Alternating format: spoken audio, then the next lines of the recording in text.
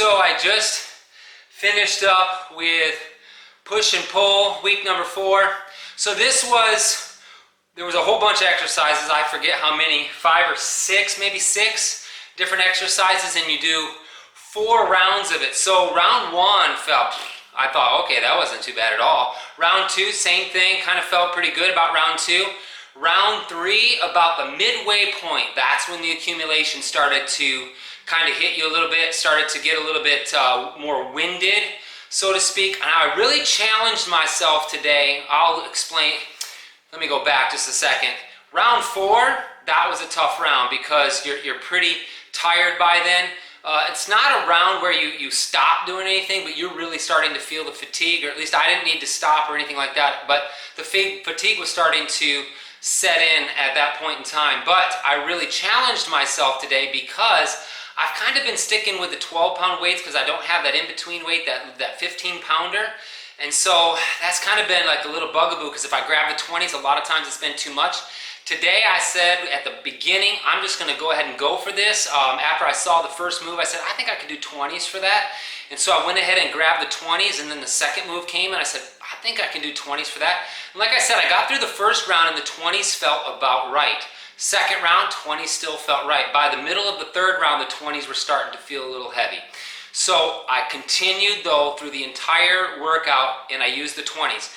The only move that I was a tad bit behind was that little move where you had to swing your dumbbells through, rack the weight, and then do the shoulder presses. The shoulders were getting a little tired by that time, especially in rounds 3 and 4. I think I was on number 13 and they were finishing. So I went ahead and did 14 and 15 while they were getting set for the next move, and then I just I think the next move was putting the band around your ankles to do that up and down move. That move there was a great move because you really felt it in your core.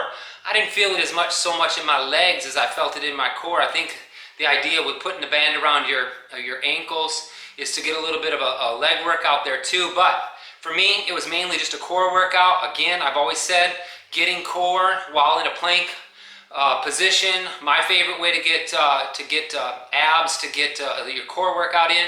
The first move as well, where you're doing the burpee on into the reverse row.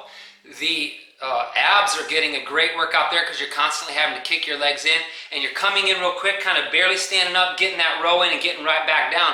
So you're doing a lot of repetitions. Those are 60-second moves. Some of the moves are 60-second moves, and then some of the moves are 15 repetition moves. And then the last exercise is the burnout segment, and it's the same burnout that they did the last time we did this push and pull. It's 5 pull-ups, 5 push-ups, 5 pull-ups, 5 push-ups. Again, I almost think, I thought in my mind, go ahead and switch this up, do 5 pull-ups and do 10 push-ups. I still think I would get more out of the exercise if I did it that way, because the 5 push-ups just is not enough push-ups in between, and then you're back on the pull-up bar so quickly that by the time you get to about 15 repetitions of pull-ups, if you're like me anyway, then it becomes a struggle after that. So for the first 3 rounds, I was able to get my pull-ups in, and then in round 4, I think I did 3 and then 2. I did 3, came off the bar, and then did 2 more. Did my push-ups real quick, and then was back doing round 5, and in round 5 I did it the same way. I did 3 and then 2, and did my push-ups. And then I got back on the bar and did a couple more. Was able to get 2 done before the time ran out. So I was into round 6. I think last time when I did this, I barely got 4 rounds done. So a lot better. Felt good about that. But I think the first time we did this, we had a pull-up segment at the very beginning of the workout or something along those lines, because I feel like I was a little bit more tired in my lats the last time. I could be wrong about that, but regardless, felt really good today. Again, the workout's over. I feel like I could do another workout, to be honest with you. I feel like, that doesn't mean I wasn't tired at the end of the workout. I just had that kind of energy. I feel like I can do some work around the house. Don't tell my wife that though. Oh no, she watches these, I think, from time to time.